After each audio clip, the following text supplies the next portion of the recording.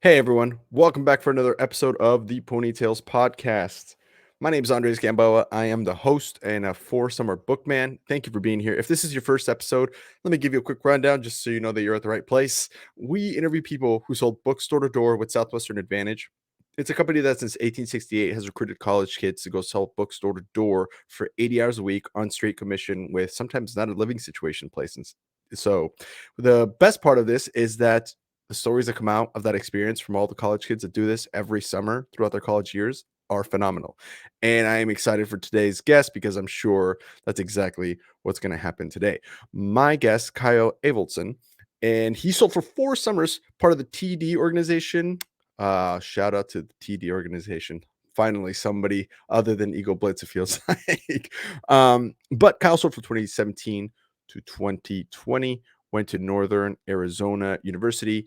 Originally calls Santa Fe, New Mexico home, which I'm sure we're going to get some more fun facts. I love Santa Fe. Great spot to live, great spot to visit.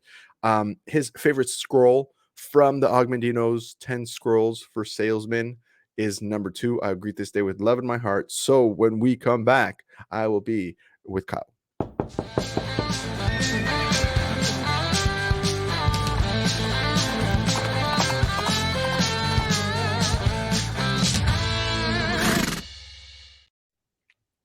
What's up, dude? What's up, man? How are you? Taking over the world is what I'd love to say. Welcome to the Yes, show. dude. Thank you for being here. I'm excited. Of course. Thanks for having me. Dude, we were doing some talking, just so people know, we were doing some talking in the back in the green room before we started recording. And it sounds like we have some some major crazy stories to share today. So let's get them jamming. Let's jump into this thing. First of all, dude, 2020, year of the pandemic. Let's walk through, maybe since it's so recent, your exit of Southwestern into what you're doing now. And I know that this might even be a long story in and of itself because of something you alluded to earlier. I'm not really sure where this is going, but let's hear maybe why leave, why 2020, why not 2021 or 22 or 19, why that year, and then where did you go to after that? Cool. So I'll keep this like kind of like eloquent and simple because I think one thing I've learned in sales is like if an 8-year-old can't understand what you're saying, then a prospect can't buy from you. So I'm gonna just keep this like kind of like in that realm. Ooh, that's good. Write that So down. This is like yeah, advanced yeah. sales already. Write that down. So I think so my exit kind of started. I just had my best summer, 4th summer. It was the first summer that I actually like kind of started to learn how to sell black books at like a higher clip, I guess you would say. So I had a good summer, and then I gave myself kind of like these ultimatums. So it started off with before the summer I started by recruiting a decent amount. And then I was also not drinking for 9 months and not vaping for 9 months. That was kind of like the whole like premise of like this is like I'm reinventing myself. I'm rewriting my story. So I come in, I have my best summer, just a smidgen under 4,000 units, and then I think as things were going, I kind of like lived after the summer. I kind of like had a false sense of entitlement, so I was just drinking, partying a lot. And I guess my exit kind of started at Sizzler, where I was buying a lot of, let's say, snow, Santa snow. And, and essentially, I offered an employee really drunk in the club, I offered them some snow. And then I had some serious talks with the top people in Yeah. Southwestern. And I wasn't asked to leave. I actually had the chance to come back because things definitely kind of mellowed out from there. However, I had a friend that I sold with my second summer, and he was working at Vivint, so then it just kind of looked like an opportunity, so that I moved on to Vivint. So I'm selling solar and smart home security now. Vivint Smart Home just got acquired by NRG. We're a $20 billion company, and things are looking good. Bro, that's exciting. Oh, here comes the siren. Someone's dying. Here we go. All right. Dude, first of all, okay, so there's already so much to dig into that. So do you mind if I investigate a little bit or kind of Oh, get into no, some of what you no, said? no. Investigate away. Sweet, bro. Because I love being curious. One of the, from Ted Lasso, it's better to be curious, not judgmental. And I am loving being curious with the people I get to meet on here. So first of all, also one of the things that you mentioned before we got on. Do you mind if I share about your 2 months? Do you mind Yeah, if I yeah. yeah? So we were getting ready to get started, and normally we have a drink on the show, but you mentioned that you've been 2 months sober. So it sounds like some of this. First of all, congratulations, bro. That is really great. And in Thank any way you. that we can help you on the show stay accountable, that'd be kind of fun to give you a shout out every, like, if you want to let us know every month, and then we get to a year, and then that next episode we'll just give you a shout out. That'd be great. um if it's your Thank call you. though, I think that'd be kind of cool, but congratulations. um Thank you.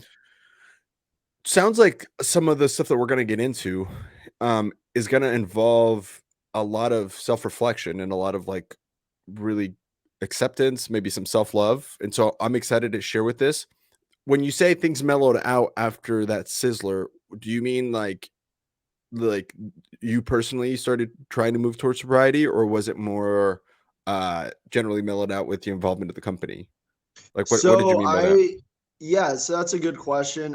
So I think like at first, so like I was that kid that was always just way too lit, if that makes sense, because like I the way see. that I grew up, so like I guess like hopefully there's no cops on the show, but first off, like my drinking career started in high school when I was manufacturing making fake IDs in my room with a UV printer.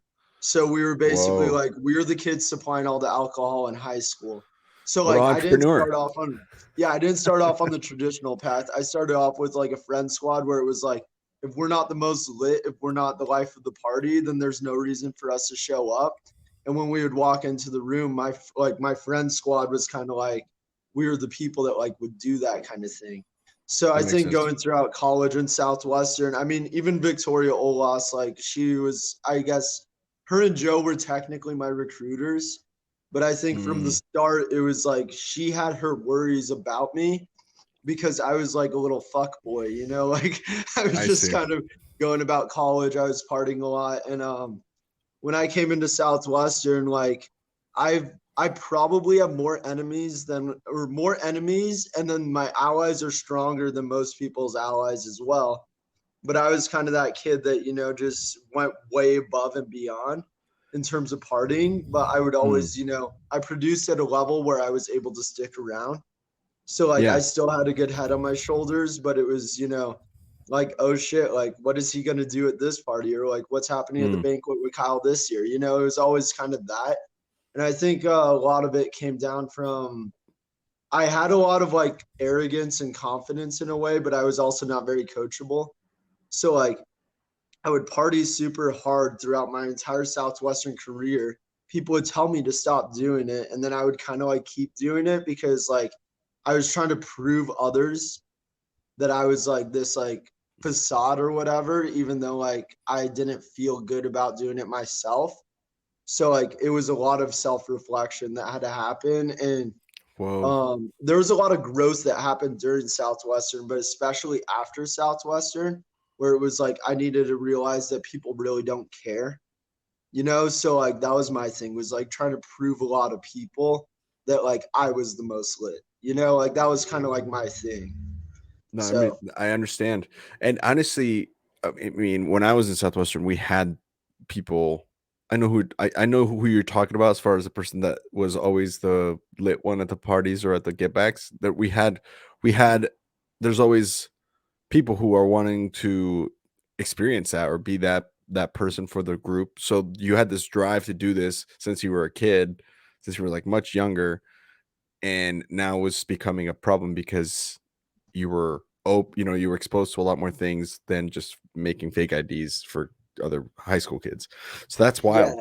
yeah, and I was one of the top runners in New Mexico State cross country and track for distance running. So Oh, like damn. yeah, so I grew up and I was like really fast. And then I think like the party scene kind of took off for me at the end of high school and it carried over. But it was like I was kind of like already the shit. So I was like taking that and like trying to be the shit in the party scene, if I that see. makes sense. No, And for sure. Yeah, and like I have a lot of stories about that. Like for example, like most people go on Sizzler, they have Sizzler stories. I was the guy that like became friends with the cartel dudes on the beach and would go in like back rooms and they would like be slicing like coke off of a kilo. And I would be like sitting there with them as a tourist, like in a spot that I probably shouldn't be, or hitchhiking rides in the back of pickup trucks with locals to get back from the clubs because I was out so late. So like that was kind of like where I Wow, was resting in the whole, scheme of things. bro. So, right, typical episode. I see. Okay, um, so so would you ever come close to dying? I mean, I feel like some white boy up in the middle of the Mexican cartel in front of a bunch of coke is not like the most safe environment for your privilege. I'm just kidding. You would For think, you know what I'm saying? For like the idea of be like, I'm yeah. white, I can get over with this. I feel like even as a brown man, I'd be like, I'm gonna get fucked up here. I'm gonna die. So were you ever scared of that or anything? So I have this like weird ability. So like we all have our weaknesses and strengths. I think one of mine isn't like necessarily street smarts, but like I am pretty street smart. And I also think it's like a combination of that with like the confidence of like I've been around that scene, been around a lot of like drug dealers and people doing sketchy things before. So I was like pretty used to just like being able to navigate my way through that. So like at no point in time did I think like I'm gonna be in trouble with these people because like I like befriended a couple people on the beach, like those cigar dudes. Like they're Yeah. always selling cigars, but they're never actually selling cigars, right? Right. So like Yeah. Do you want a I Colombian became friends cigar with or do you them. want a Mexican cigar? You're like, I Exactly. And see. it's like most people on Sizzler, like they'll buy like a gram or something off of those dudes. I was always the guy where it's like I would be at the pool and they'd like wave me over and they'd be like, Kyle, come over here. And like I was like, their homie. I was their friend. So like I wasn't just a tourist. I Ah, was like, they were like, oh, if we get this kid, we might be able to sell drugs to all of his friends because like you he's were gonna the be the plug. in to this Yeah. crowd, right? So they treated So you like nice. exactly. So like I was never really scared. I'm never really fearful. Like you could have a gun to my head and I'll probably just be like chilling and just be like, yeah, man, like you can shoot me right here and now, but like that's not going to accomplish much. Like I was Yeah. never scared of something bad happening because I mean, my mom always gets mad about this because like she's always like, Kyle, like you need to be careful. Like you can't just like go in and like do things like that. And I think for me, a lot of the times, like I just don't have a fear when it comes to that stuff. And I'll always be like picking up hitchhikers and like you hear the stories of like people getting murdered and stuff. It's like if Yeah. I see someone with their thumbs up, I always like pull over. I always help people with like their flat tires. But I do get myself into these predicaments and for some reason it always works out. And I just feel like I don't necessarily believe in a God, but like whatever is looking after me is there. You know what I mean? So No, I understand. yeah. Bro, that's wild. Yeah. I mean, I don't even know Um, which part was more dangerous, the back of the pickup trucks or the cartel. 'Cause sometimes the so cartels, these if you were have an two in, different Sizzlers. Mind you, every Sizzler was always like a journey for me.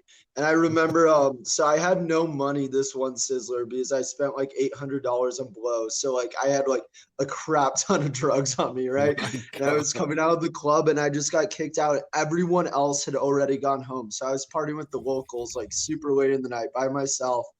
And I just remember going up to this taco truck outside. I was super drunk. I was like tacos por favor. like could I have some tacos? And this dude gave me like free tacos. And then I hopped into the back of a pickup truck and went to Cristal. And I was speaking very broken Spanish, but I somehow made it back. So What the fuck? yeah. That's wild. That is wild, dude. What Sizzler was this in Cancun? Or were you in PV? Um that was in Puerto Vallarta because it was Let's go. Cristal. And like Yeah. I would always say Cristal because like that's what the locals would call it. So like I was trying to like fit in with their whole crowd or whatever. But I'm then sure you look just like them. How tall are you? I'm 5'10". So yeah, well, yeah, you didn't tower, but you were taller probably than the Yeah, average. exactly. But like I That's mean like I don't wild, think dude. that they wanted to harm me either. Like if you're just cool with those people, like if you're cool with anyone, like they'll be your friend. You know what I mean? So it's like, yeah, Yeah. like might not have been the right crowd. Like, yes, that's how people get murdered, is like hopping into the back of a pickup truck at 4 a.m. alone in Yes. Mexico. But like Yeah. for some reason, Oh, like he went sideways. Uh-oh, we might have lost Kyle. I wonder if his iPad died. Hang on. Oh, we lost some connection. We are having technical difficulties. While Kyle comes back, we can do some announcements if we want to get ready to throw some stuff on the screen. Let me text him also. So first of all, speaking of Sizzlers and exotic trips, the first thing that we would like to announce at this point, Amy, I think if you can throw it up on the screen or if it's not too late, Bizzler 2023, let's go. So last year we had a blast in Cancun. The video of that should be coming out. And if you guys want to take a look at how to get into the Bizzler trip this year, we're going to Jamaica in October. So excited for that. It's going to be at the Hilton is most likely what it looks like. Those details have not been exactly confirmed yet, but that's the most likely. Just so you guys can kind of get a prep or a sense of where we're going and to give you an idea. The dates, exact dates, will be announced here later in the coming episodes. But for sure it'll be in October. For sure it'll be in Jamaica. There is a possibility too that you might be able to bring kids this time. This is something that we talked about. We had a lot of objections about how people couldn't bring their children. So while that may not be the ideal situation, we don't want to turn away someone because of the responsibilities that they have. And so we did open that up this year, considering that for sure. And then the last bit before I go back with Kyle, be sure to check out The Cult. This is our newsletter. Go to theponytailspodcast.com. The Cult is the name of the newsletter, COLT. Everything here has to do with horses, but we thought it'd be funny to make it sound like, you know. So go get signed up for that. It'll tell you about upcoming events, Sizzler details, or Sizzler, excuse me, Bizzler details, as well as upcoming guests, couple highlights that we have for people on our team, cool things happening on the show. So keep in touch with that. I mean a lot to us. Great way to support. And on that note, let me get Kyle back on the screen. Boom. What up, dude? Alrighty. Sorry about that. My tablet wasn't charging. I thought it was. Oh, So no rush. No problem, dude. I'm back though. Yeah, no, that's good. I thought the cartels had shut up and taken you. Oh yeah, no, they came by with guns to my head just now. So Yeah. I had to But you're like, hey, but de-escalate the situation. you're like somos amigos. You had to crew them. You had to calm, resell, explain, and work it Well, away. I showed them my permits, and then they just realized that I was legit. So that was good. I showed them my permits, and then they let me be. Exactly. You're like, hey, But no soliciting. I think to answer your question from before, I think my first Sizzler, I almost literally died from alcohol poisoning. Like it got to the Whoa, point where bro. I'm surprised they didn't take me to the hospital. But I think it's because my student leaders were like, "Oh no, he's been this way before. Like he'll be fine." You know, so like My I just God, like let dude. it slide. Like physically, I think they knew that I was gonna survive, even though I was like so blasted out of my mind. Like I No, don't for think there sure. was a single minute where I didn't drink that trip. That's crazy, man. So Yeah. what led to your sobriety? What led to what happened 2 months ago, or I guess right before 2 months ago that made you go, all right, this is it. Well, I'm kind of in a bubble with Vivint right now where it's like we're in one of the best solar booms in the entire like, whatever you Yeah. call it. Like this is the best time to be in solar because especially with Joe Biden, he just released 30% on that tax credit. So like Nice. solar is like even cheaper than what it used to be, right? So I think with me it's like I for work purposes, that was a big goal for me was to get sober for work purposes because I operate better with a clear head. Hmm. Um, and then also like I'm kind of just like over it. You know what I mean? Like I partied harder than 99% of people. So it's like, and I did it for so many years where it's like, dude, honestly, like I don't want to go spend $100 and go to the club so that people could puke or somebody loses their wallets or keys. Like I don't really see the appeal in it anymore. So I kind of just decided like the sober life, living sober would be good for work, and also like I don't have to piss people off and there's less problems. So I was just like, it's better to be sober than it is to Yeah. be going, because like I'm somebody that can't do 0 or 100. Or actually that's wrong. I can't do like 50%. I can't just like Right. drink to drink, right?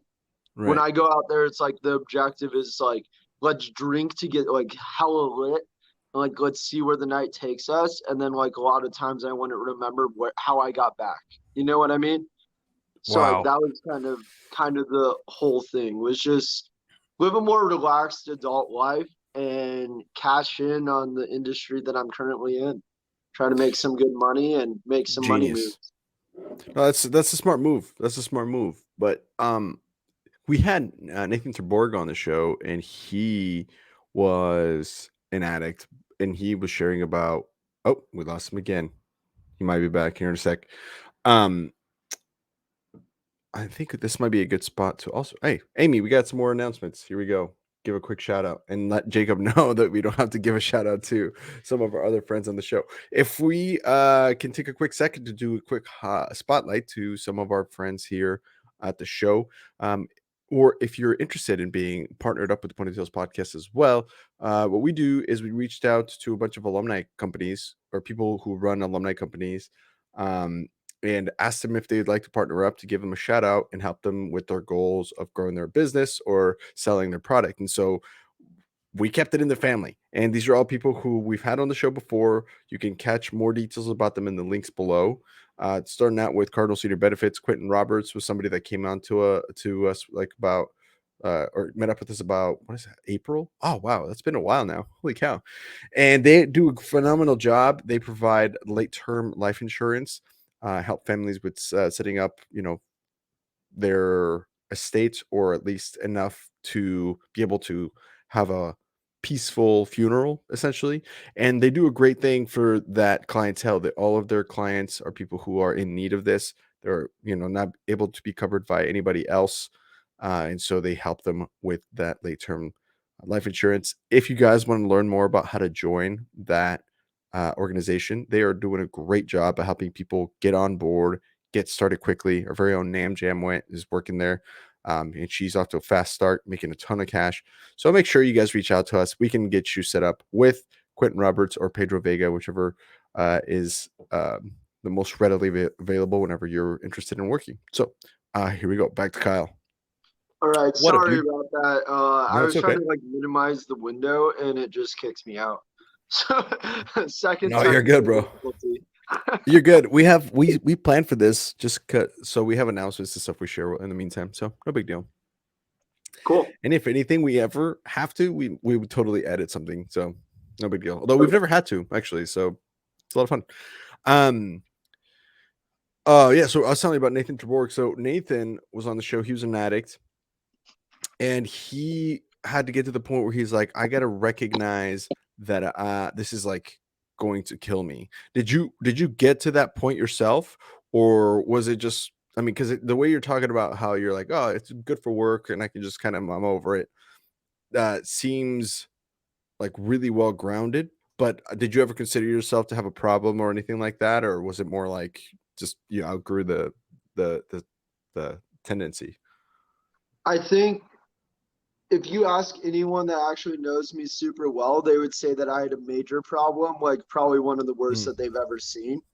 wow. I mean, like, there was, I mean, multiple months of depression and multiple months where I would just have a bottle of Jack Daniels and literally finish it to myself on the couch and just knock myself out on Wow. purpose because I didn't want to face reality. I didn't want to like actually be in this world. So I was just like doing very like detrimental things. And I think it was like, I am the master at self sabotage. So I was just self sabotaging myself on purpose because I was disappointed with where I was. So yeah, I mean, like, got to the point, like, I mean, I've tried to take my life a couple times. Like, one time was the Wow. only close time that I actually almost did it, where my friend literally, as I was jumping from like a 4-story balcony, my friend basically like pulled me by the shoulders as I was like falling off of the balcony. Like, reeled me in. So like I've gotten Wow. close a couple times.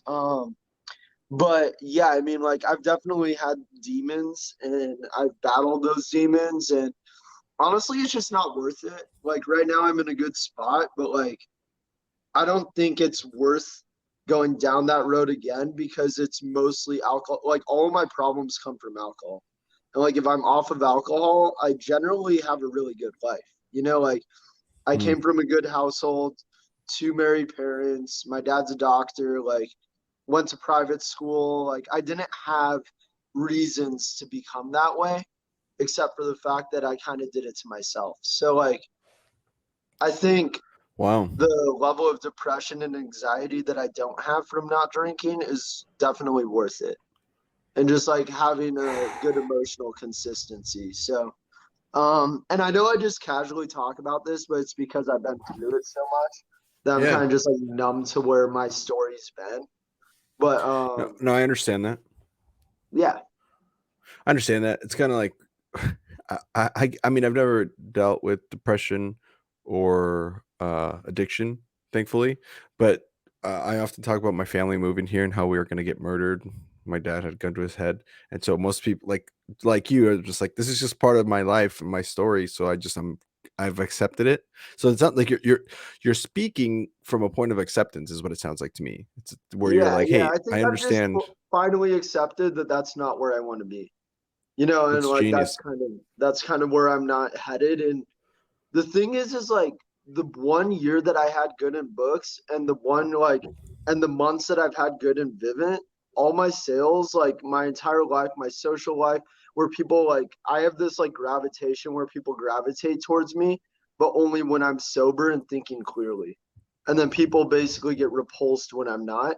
So it's like my entire life kind of falls into place when I'm sober. So like I would say Wow. that's a big thing for me. Wow, dude. That is, again, self-reflection, self-awareness has been a huge theme throughout in our episodes, and the people that are doing better than they were before after leaving, better than when they left Southwestern, I've all mentioned. And by better, I don't mean like you're making more money, although I'm sure you are because Vivint pays more than Southwestern. But like, It pays that's nice. not, I don't mean like from a success standpoint. I'm just saying where they look back and go, "Hey, Southwestern helped me grow, but then I left and I grew even more since." And a lot of that growth usually has come from, or the theme has seemed to be, I got to know myself better. I understood myself better, thanks to the things I learned in Southwestern, and this is how far I've come since. So I'm happy for you, man. I'm happy that Thank you. you're doing better. That's a huge deal. Glad you're Thank you. alive. And I think selling books was probably the best decision I ever made. Honestly. Really? So Yeah. actually, I want to get into how you got, like, your story of Southwestern, how you got recruited, and why that became the best decision you've ever made. But before that, I wanted to really quickly, uh, just because we'd like to celebrate what you're up to now. Let me get some questions in about Vivint, because that's the other side, the other thing that you mentioned that I wanted to talk to you about, and Yeah. like I know people love, we've noticed here that people, when asked about what they're up to now, if they really like it, it's makes for really good, exciting conversation. And so, dude, what first of all, maybe for people who might not know, I know what it is because I know Steve Thyden, but for people who might not know what Vivint is or does entirely, can you first describe what it is and how you work there, like what, and it's door to door and all that stuff? Yeah. So I didn't expect when I left Southwestern to go to door directly, like right again. But that's kind of what happened. So I still am in direct to home. The rest of the door to door industry usually calls it direct to home. I think it's a little bit like different. It kind of like, from Southwestern, there's different terminology, right? Um, Yeah. Now, I mean, like what we do basically, so we sell doorbell cameras, 4K cameras over the driveway, smart home technology, so garage door controls, smart locks, smart thermostats, smart lighting, all of that stuff, home security. And then we pair it with solar. So what Vivint is able to do, because we're one of the biggest companies doing this, is if you go solar through Vivint, you could actually get a smart home security system and don't have to pay $1 until month 37. So it's basically like we save you money to basically get like a smart home system. So I Mm. mean that's kind of what we do. Now it's different. It's way different than Southwestern. Um, like it's not even the same thing at all. Like we share stats during the week. Like, like there's like like I'm glad that of all the differences, that's the one you went to. Like we share well, I mean, like stats. that's a huge one, right? Because it's like, what do you think you're going to get today? It's like, oh, I'm going to go 1-for-1. I'm going to get like a solar appointment set, and I'm going to sell a smart home security system. And it's like, why are we doing this? Like, there's no abundance in the room. You know what I'm like? Yeah. I'm like, dude, I live off of abundance. Like, so it's a lot different, but it's also there's a lot more compliance. Like, we go off of credit. The FTC watches what we do. So it's weird going from a privately held Southwestern company where most of the stockholders are within the company. Now it's like I'm working for a $20 billion company that's owned by a mega corporation that's publicly traded. So like it is different in a lot of ways. But there's a lot of similarities as well. Like the sales process, like they call things differently, but it like kind of is just the sales talk. Like the sales cycle's the same. Yeah. So You don't call it pre-approach, you just call it research or whatever. Or we do call you it even prospecting. no. So I mean, like same thing. It's like you're prospecting. You're looking for houses with 2 cars home before 4, and then after 4, you're going to the people that you couldn't catch that had 1 car home, like the Gravy. dual income families. Like same like concepts, just done very differently. That's wild. Um. Also, I would imagine because I was in solar for a little bit with EnLight.Energy, which by the way, shout out to EnLight. But the nice thing about solar is it's abundant. So you can like there's so many people doing solar that it's good for them. They're in Florida. But when I was going to solar, one of the biggest things I remember was the duration of the sale. That's something I hadn't quite Oh uh yeah. dealt with, right? Because in solar, it's not like you show up and then 20 minutes later you're gone and then you don't see them again. There's like Yeah. processes and shit that you have to go through, permits that you have to get. But when they sign to when that solar is installed, especially after the pandemic, when everything got backed up from a supply chain standpoint, it could be months before that transaction was completed.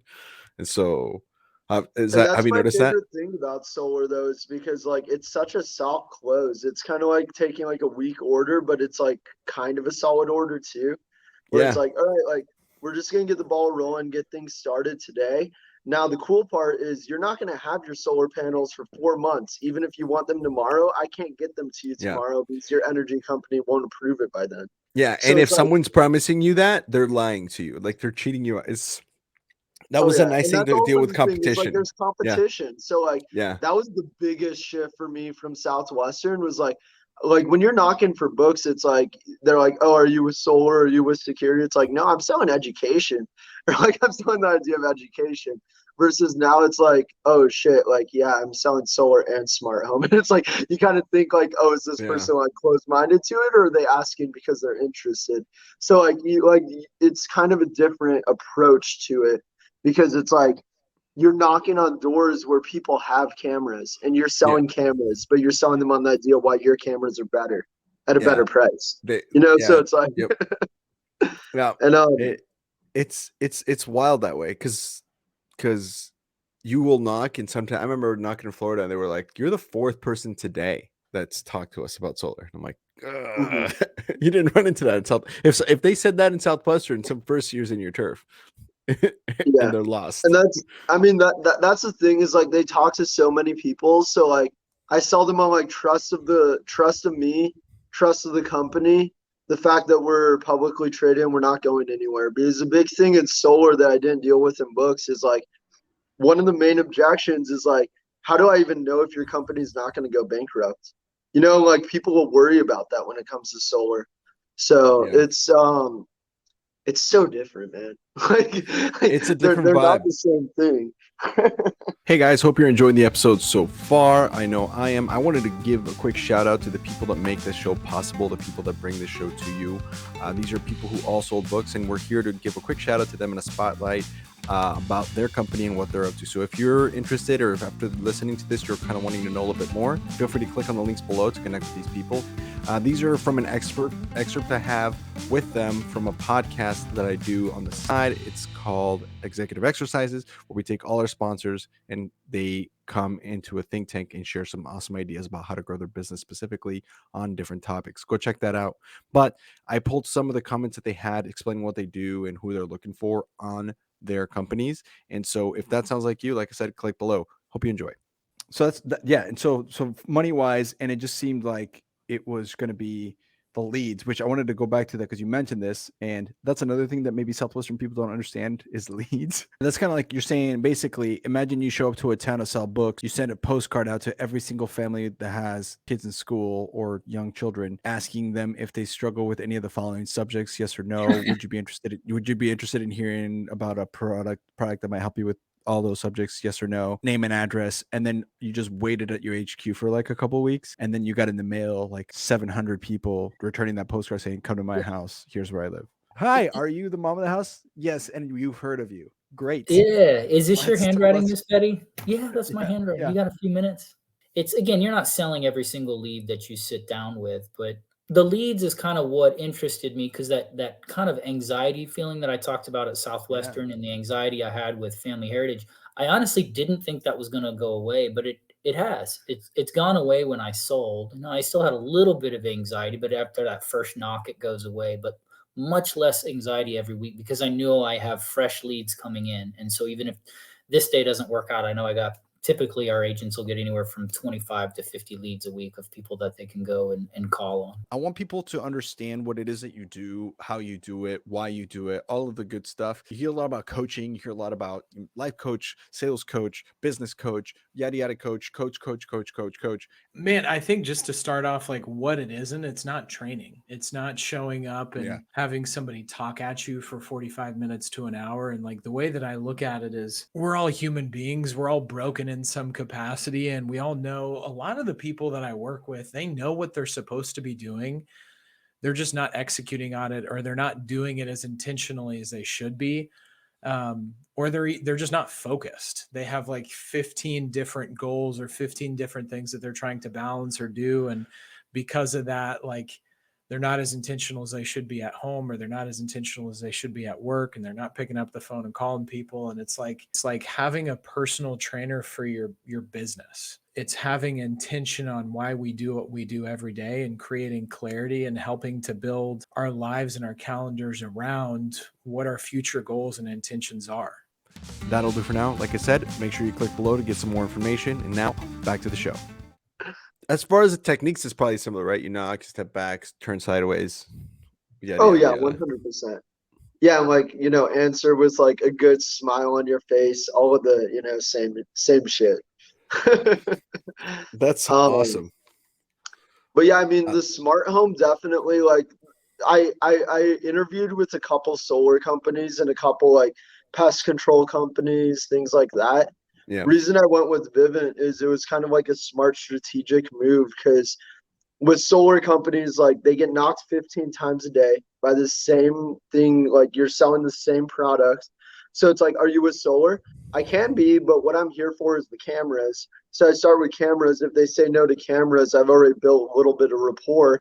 Then I could sell them on solar, and then I could sell them on how solar could actually lead to them getting free cameras. Yeah. And then people are like, oh, okay, that's like actually kind of cool. So like we do kind of like it gives you more time at the door essentially, which is an easier which is in. the best part. It's like, yeah, it's like if you're able to like sit down and be like, actually, I'm actually, knock on a door. Are you with books? It's like, I'm doing some SAT prep, and you just started with the CEA just to kind of get in. Exactly. Yeah.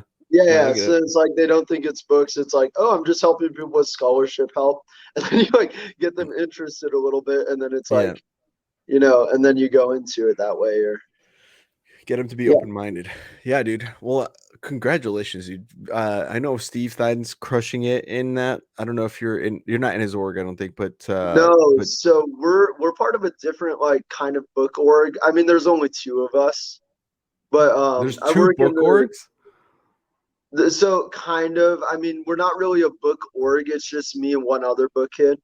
Oh, that are okay. on the same team together in I thought Vivint. there was like legit like 13 book kids on one and 13 or something on the other. Like, oh, cool, that's a lot. No. I mean, we've been talking to some other book kids, but one thing that I don't want to do is recruit people out of Southwestern right away. I kind of Right. like I like the idea of like if it naturally comes up in conversation and you're looking for a new job and you're moving on from books, then I'll talk to you. So that's kind of the thing. Smart But move yeah, I too, by mean, the we're way. in a different org. I think Steve Thyden he sold in Phoenix, maybe out of our office. I'm not sure. It's a small world, the door-to-door industry. And it's like I'm Yeah. pretty sure he might have used our office in Tempe. Now, don't quote me on that, but he might have used it last summer or the summer before when they were selling in Phoenix, because they were selling in Phoenix for a Yeah. little bit. So I I was there know when they were there. that I was knocking for solar there in Tempe. you were knocking for solar over here. Yeah, In Tempe, it's a yeah. good market. It's a Dude, really it's good crazy. market. But in July, it was fucking 125 degrees or whatever, 122 degrees outside. And Oh yeah, I but was, like air conditioning prices make solar nice yeah, because because it's it's like, so hey cheap. man, you're paying like $800 a month. Like, let me help you with that. Yeah, dude.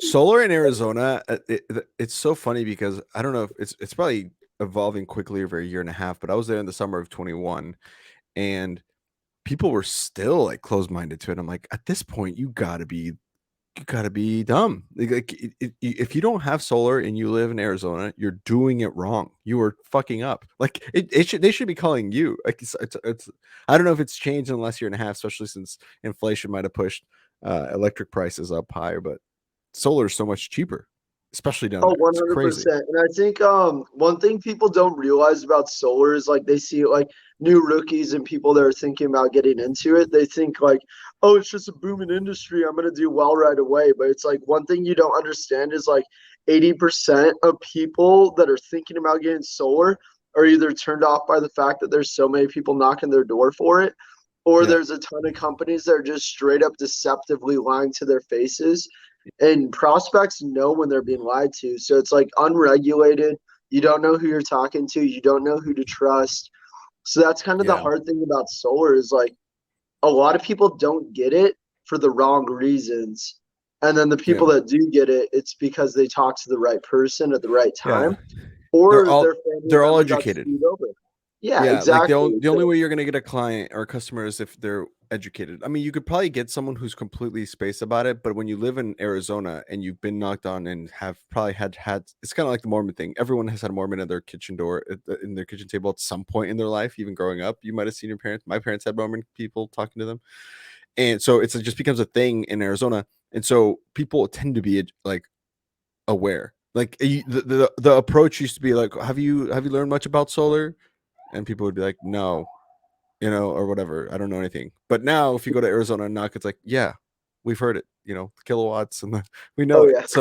So that's what you're saying. So when you work for a company like Vivint, which is, I mean, obviously way, way, way more established, that's where your edge really comes through, is because like you said, we're not going anywhere. And so that's what because they're educated, they're asking the right questions, and Vivint seems to have the right answers when it comes to whether it's smart home or solar, is what I'm Yeah, hearing. and I think the cool part too is like when you're like so this is the cool, like, I guess, advantage, or one of the advantages we have that I really enjoy is when I knock on a Vivint door with a Vivint badge and a Vivint polo, people will answer the door and they'll be like, the only reason we answered is because you're with Vivint, because we get knocked a lot by solar. And it's like, Yeah. I'm doing the same thing, but you guys have our system already. So it's basically like a tack on or an upsell to get solar through Vivint. Because it's They're like buyers. they're They're already buyers, but buyers. That's like they already that's like trust our knocking on company. doors. Yeah, that's like going door to door and just them having like a little plaque in the front that says, we bought books or whatever. Like Mhm. they know. That's dope. Yeah, and I think like one of the main things is like when I knock on a Vivint door, I've had people that have bought solar from us, and they're like, "Oh yeah, Fun Run stopped by," or well, I guess for Yeah. these terms, Sunrun. Yeah. Fun Yeah. Fun Run has stopped by, and we didn't go with them because like we don't have their system, but we have your system, so the only people we want to go solar through is you. So it's like, Yeah. if you have our security system, you're 90% more likely to go solar through us than you are any other company. So it gives them a 10% chance versus I have a 90% chance of closing that same deal because of credibility. Which I mean, like, that's not awesome. to bash anyone else, but it's cool. When you knock on a door, it's like, hey, like, you're a customer of ours. Let's just help you out a little bit more. And they're like, We're oh, already okay, ponies. yeah, exactly. It's like they're already ponies. Like, it's like the sit That's down's already awesome. been done. You know what I mean? Yeah. Like, I just have to go in there and close them on the idea of saving more money. So it's like, it's really a cool idea. That's great. That's really smart. Damn, dude. Yeah. Well, fuck yeah, dude. Congratulations on that. And congratulations on the success. It sounds like you're crushing and cruising. So good for you, sir. Thank you. Man, that's so great. That's so great. Let's jump into some Southwestern stuff. What do you think? Okay, let's do I feel it. like this will lead us down a fun rabbit hole. So first of all, how did you get recruited? I know you alluded to this a little bit earlier, and I'm excited to hear the details. So what happened? Because you said you kind of got recruited. You didn't tell me that story. Yeah. So all right, so let's put this in perspective. So my freshman year in the dorms, I meet Joe Olas, and I'm blasted out of my mind in the dorms, right? So I meet her like super drunk, and I'm like, hey, I make and sell fake IDs. Do you want one? So I like meet her in the hallway of my dormitory, right? And basically I'm like trying to sell her a fake ID. And then like I don't see this girl for like a couple months. Like I'm pretty sure like she buys one and then like I get it to her like the next week or something, but I don't see her for a couple months. Then fast forward, I'm friends with this kid Johnny, and he's like the like super lit, like cool dude, like always with the girls, like partying all the time, you know, like just like this like cool dude. And he has a house off campus as a freshman, which is like party He's central, great. right? He's Great Gatsby. He's Yeah, the Great yeah. Gatsby. Yeah, he's like the Great Gatsby. Like he was like a former model, like wrestling state champ of Arizona. Like just like the kid was like he was the real deal, right? So I basically I become good friends with him, and I just remember like she also was friends with him, and like we kind of like our like friend squads kind of collided. So then me and Joe became really good friends, and this was sophomore year of college. So we started partying all the time together. Me and Joe Olas, like literally almost every day. Like we were just like doing our thing together in northern Arizona. And eventually she was like, hey, like I sell books with the or like I'm going out for my first summer selling books with this company. I haven't done it yet, but it sounds like a cool thing. So I almost got team membered because her sister Victoria was team membering me essentially. Yeah. And at this point, my mom knew Joe and loved Joe, and she was like, all right, like if you do well, Joe, I'll let my son go out next summer. So like I was like a little baby at this time, so I was like, all right, mom, like sounds good. Like I'll just like skip out on this first summer, right? So they tried to team member me. I skip out on the first summer, don't go out, don't go sell, and it's completely based on how Joe does. So I don't know if I'm the reason that she was a top first year, but I think it was maybe part of it was like she knew that she would have a recruit if she went out and actually killed it. Because like I knew everything about the program. I went to like the info session. I met Aaron Reynolds, or at the time Sakatanov was Reynolds. Yeah. So like this was like way back in the day. And she's like, I made 26K, and like everything sounded good to me. But my mom was like, you're not going to do that until your friend actually succeeds at it. So like basically Joe Damn, went out Mom. and she was the top first year. And she's like, hey, I was the top first year. And then she was like, all right, like, guess you're doing it, Kyle. And my mom like basically like pulled the trigger for me to do it. And like I know that sounds like pretty bad because like I wasn't independently thinking, but like my mom basically like was the final deciding factor on whether I sold books or not. Like if I went against my mom, I was cut off. You know what I mean? Like Right. there was Right. no in between for me. Joe selling a lot of books was the ultimate parent meeting. She just She was a closed her top mom first year, by so crushing like it. definitely helped the case. Yeah, because like Joe went out there and she like had like a 17 or 1800 unit first summer, and then it was like, okay, like I guess I'm going to sell books now. And initially I like looking back on it now, Victoria did say she was like a little bit worried because like I was partying a lot with Johnny. I was kind of just like that dude. And Victoria was like a little bit concerned. She's like, I was pretty concerned about bringing you out because like I don't really like Johnny that much, and I'm not sure if this is like gonna work. Like I don't like. She didn't know that I was a little bit different in certain ways, so Right. she like saw a reflection of him in me, and she was like, I don't know if this is gonna work out. That's super interesting. Yeah. That could have made such a big, like, you know what I'm saying? Like where would your life be right now, you know, if she had decided not to? That's wild. Oh, 100%. And I think there was times where it was like I had a lot of red flags. Like there was a lot of red flags where it was like, is this kid like gonna be on schedule? Like, does he like know what he's like doing? And then like I get to sales school and I'm like over there like memorizing the sales talk and like going super hard. And like that was like we had our pre-summer things, but I didn't take them seriously. So like I was learning all of my shit at sales school essentially. And I think like I was just so hyped the whole time. Like I was like, it sucks. And like I was like screaming and like I just remember like Ben Majeski looking back at it, like he just like gave me that look because he was like a couple years in. He was like, this kid is just gonna like fucking fall on his face next week. Like, so How I did it go felt your that first vibe. week? How did it go? How was your did fall first on like? my face. I was gonna say, what yeah. about your first? Give me your first store, or that you remember, first store or your first customer. Like those are always I the was funniest stories. unaware. I was super unaware. I had no self-awareness at all. So I don't even remember my first door. I remember my first neighborhood, and I was like working it like I didn't like really know how to work it. So I was like going down the street and like kind of like knocking on doors here and there. And I was just like literally like moose with headlights, like or deer in the headlights, like had no idea what was going on at all. And I knew my sales talk word for word, so I had some confidence, right? I went in and basically was like, "My name's Kyle. I'm with Southwestern Advantage. You must be the mom of the house." And then they were like, "Sure." I'd be like, "Cool. So this is my awesome summer internship." I'm like showing like educational books, websites, and apps for all the families out here. Like, you know, I was so And I'm by the having a book. blast so far.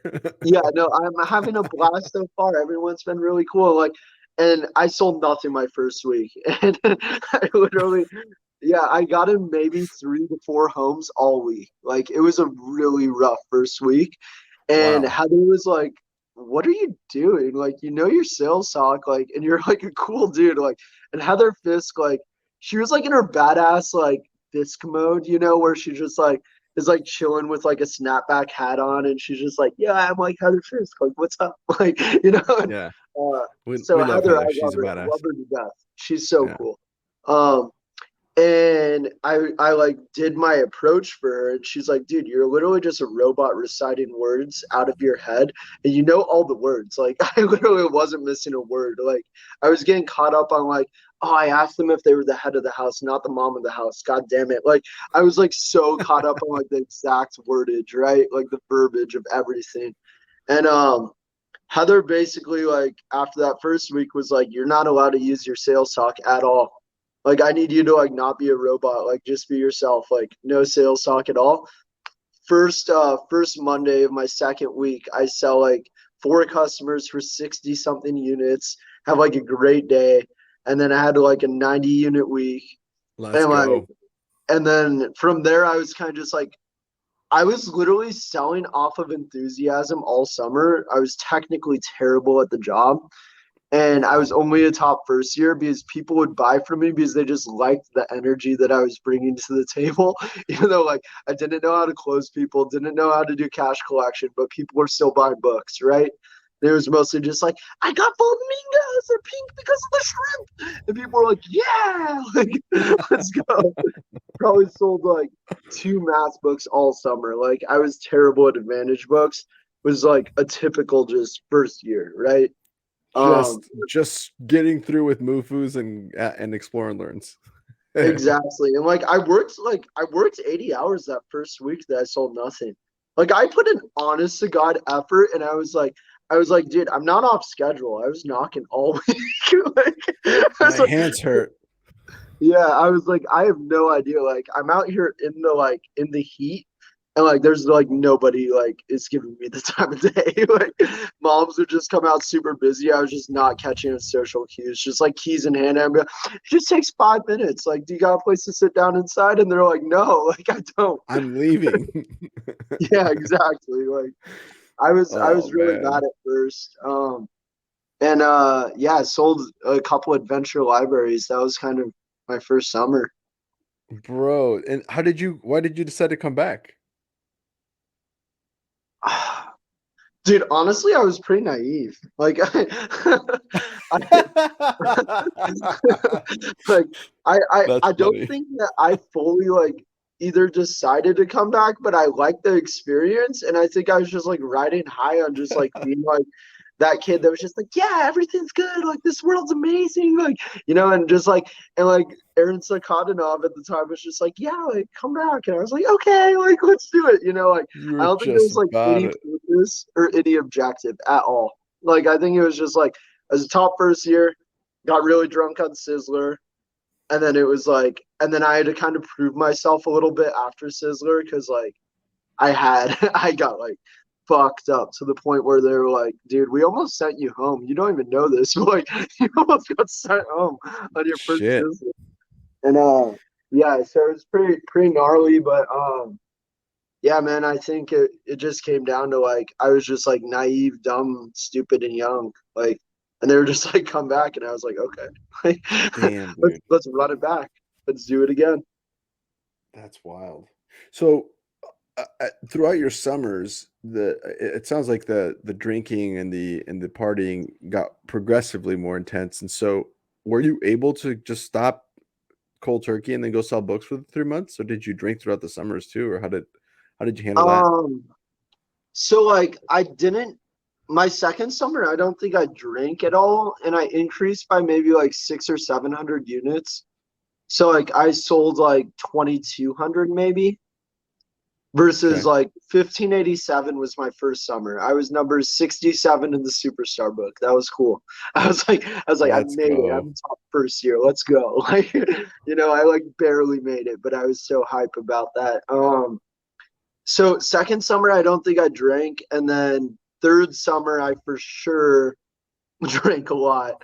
It was to the Wow. point where it was like on Saturday nights, like I don't know how word got out, but like Matt Ross figured out that we were drinking on Saturday nights at the HQ, me and Josh Ignis. We were like having like 6 packs of beer. And like they like figured this out, right? And like Yeah, Matt like confronted us about it because he was like, dude, you guys have first years that aren't producing. And you guys aren't like Josh was you selling shouldn't like be a drinking. decent amount, but like neither one of us was killing it enough to justify it. So he was like, dude, like you guys are living in a trailer, and it was back to the trailer. That was kind of like, the whole summer. It was like back to the trailer. And like we lived in this like single wide trailer. It was pretty sick. That's a But solid HQ. dude, we were white trash. We were living in a single wide trailer, and we were collectively white trash. Like our entire HQ was just like drinking Budweiser on the weekends, like just like full white trash. Like the trailer transformed us into becoming white trash. This You was in like became southern Georgia. you became your environment. No, but Exactly. did you did you drink during the week though, or were you able to just be like, all right, I'm just Oh drinking no, I Saturday? wasn't drinking during the week. I mean, like I was that dude where it's like dads would offer me beers on the doors, and I'd be like, yeah, like fuck it, like and I would just like Yeah. have a beer with the dad in a garage. But like outside of that, not really. Okay. There was a couple times where I had like cool customers late night where I like took like a bunch of shots and like would get like fucked up with like customers. But like outside of that, no. Because like Oh my everyone knows gosh. those customers, like those like cool families Yeah. that are just like driving ATVs that just have like a plethora of alcohol and they're just drinking on Tuesday night. Like I was a part of that. Dude, Yeah. the deliveries with those families were the best. Oh, 100%. Yeah. And I don't Yeah. think I mean, yeah, I don't think I like really dropped off too many books before deliveries that year. So like I got to see a lot of those people again. And that was Yes. wait, was that okay, I don't know if it was second or third summer. I did no, third summer was North Carolina. So I did Wisconsin, Georgia, North Carolina, Indiana. And Indiana was like the one good summer I had. Yeah. What clicked for you then? What worked out? Oh, so this was at the point, it was after my third summer and I decreased from my second summer. So I had three, like I was top first year, then I increased a little bit, but I like still wasn't selling a lot of books, like just over 2. And then third summer I decreased to like 1,400 units. Like I had like a big decrease, right? And Matt was like, I don't think it's like your ability or your like, he didn't think it was like anything like that, right? It was mostly just like, I think like literally it's just like your alcohol issue. Like you're just like not focused or bought in, right? And he was like, what would it take for you to come back? Because I was thinking about leaving. And I was like, I have to sell like 3,500 to 4,000 units. So like there's no other logical way for me to come back, right? Because I understood like what the top producers were doing. I think like I was smarter or wiser beyond my years. Like I knew what they were doing. I just wasn't doing it. Like I like knew the right things to do, and I was just like, I'll just like kind of do some of those things, you know. But like I knew better. So that last summer, I made the decision to make changes. So I went cold turkey in March. I was like, I'm not going to drink until the end of August. I'm not going to vape until the end of August. And I cold turkey, like while I was drunk at like 2 a.m. I was like, tomorrow, I'm not drinking anymore. And I did it for 9 months. Wow. And I recruited and I was in AOL and I mean, it was COVID, so all 3 of my teammates or team members like backed out last second, and it was super disappointing. And then virtual selling was really rough. I did terrible at virtual selling. I sold 1 adventure library and 1 my book set. And I was a lot like, of the managers had a hard time. It sounded like a lot of the managers did not do or enjoy the virtual sales. Like it sounded like the first years, from what I've understood, the first years crushed it because they didn't know any better. But the managers were like not as keen on the idea. It's not that we didn't know any better. So like, let me put this in perspective. So like Blake Whitty, he's an OL now in TD. He's like one of the top TD people, like current day and age, like this year. And during virtual selling, like one difference I was noticing, because I was phoning right next to him. So like my table was like right here, his table was like right there. So what I noticed was I was calling people and I was like calling my dad's like friends. Like I had no network to work for virtual selling. So like it was like, yeah, man, like we'd love to help out, but like I'm 70 and retired. Like all my kids are your age. Like we don't, there's no children around. So like for most of virtual selling, I was calling people trying to get to the kids. There was no kids in my network. So like I eventually which is okay. Which is yeah, like eventually I sold my history teacher. I sold my old history teacher an adventure library. Then I sold my books to a family that my friend was babysitting. But like I couldn't find anyone that was like in the age range that I was looking for. I maybe had like 5 sit downs on Zoom that entire week. Like it was pretty rough. And it was weird because I felt good about my sales ability and I was like getting people like wanting to help, but like nobody could help. And I was just like, damn. So like versus Blake Whitty, he was sitting there. He's like, oh yeah, my sister's a junior, and he was just calling her entire network, and he sold like 5 or 6 CEAs his first week virtual selling, just like falling out. And I was like, dude, like this first year is just like murking me right now. Like that's like right next to it. I was just seeing him like my sister's a junior. Yeah, he had the all her network friends. Yeah, so that was kind of like the main thing with student leaders is I think a lot of us like we were old, like student leaders are just older. So I think we just like don't have the same networks that those first years had. So like a lot of first years had people to call that could buy books versus for me, I was talking to all the old people trying to find the pre-approach. Yeah, that's fair. That's fair. But then the summer kicked in, you had like 8 weeks and you sold 4,000 units in 8 weeks or how long? I sold like 3,700 in 9.5 or 9 weeks. I mean, I consider it a half week just because of one day in the 9th week. So it was like, But like this one day was like a miraculously good day. So like I kind of consider it 9.5. You know what I mean? Yeah. Like, No, I feel you. I feel yeah, you. but technically I had an 8-week summer. So it was my shortest summer and my highest producing summer by about Wow. 4 weeks. I was used to a 12 or 13-week summer, and I had a really short summer. I mean, you're averaging like 500 a week. No, like 375, 400 was like the average. That's Actually, still- that it's hard to say because I had really good deliveries and I had 2 really good weeks. Or in my mind, Oh, I like see. 2 really good weeks. So like Right. 2 good weeks, and then in deliveries I had like 200 week units come through, and then I had like 600 new units. And like I delivered for about a Ooh, week. So like that's wild. it was a pretty good delivery cycle. I kind of like shifted a lot of units in it. Like I like started with like 7 or 3,000 or 2,900, finished with 37 after deliveries. Like it was like a really solid deliveries. You Harrison Knowles it. Yeah. Yeah. No, deliveries, I mean, like King of deliveries. it's so cool when you figure out deliveries, because I figured it out halfway through deliveries that summer, where I was like, oh, if they have an adventure library, everyone gets a core 4. And like it just started making sense to me, like, oh, like I could just tack on a core 4 here. You know, like I just like started doing that. And I was like, yeah, everyone's just getting the platinum. You guys started with the kids silver, kids gold. Let's just go to the platinum. And people are like, yeah, it makes sense. I was like, okay. Oh yeah. That makes sense. Yeah. And like the thing is that and I was like, dude, it's so cool. It's really discounted. It's like 20-30% off right now. They'd be like, really? I'd be like, yeah, it's 610, which was the actual price. So I wasn't discounted during delivery. So I was just selling at full retail value and just hyping it up to be like cheaper than it was. So I was just That's hilarious.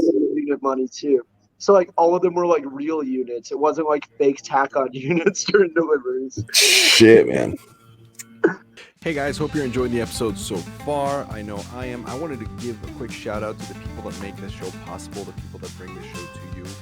These are people who all sold books, and we're here to give a quick shout out to them in the spotlight about their company and what they're up to. So if you're interested, or if after listening to this, you're kind of wanting to know a little bit more, feel free to click on the links below to connect with these people. These are from an excerpt I have with them from a podcast that I do on the side. It's called Executive Exercises, where we take all our sponsors and they come into a think tank and share some awesome ideas about how to grow their business specifically on different topics. Go check that out.